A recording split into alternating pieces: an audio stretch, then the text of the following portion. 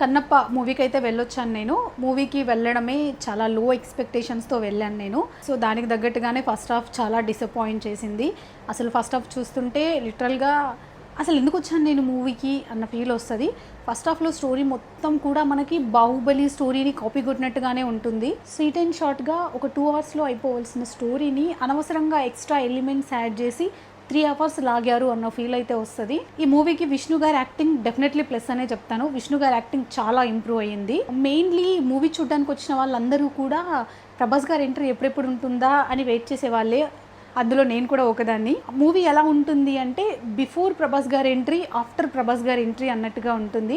ప్రభాస్ గారి ఎంట్రీ దగ్గర నుంచే అరే ఇప్పుడు మనం స్టోరీలోకి వచ్చాము అన్న ఫీల్ వస్తది. ఫస్ట్ హాఫ్‌లో హీరో హీరోయిన్ మధ్య ఉన్న సాంగ్స్ కానీ అండ్ ఫస్ట్ హాఫ్‌లో ఇచ్చిన బీజీఎం కూడా నాకు అంతగా అనిపించలేదు. అసలు సాంగ్స్ అయితే ఎందుకున్నాయి అన్న ఫీల్ వస్తది.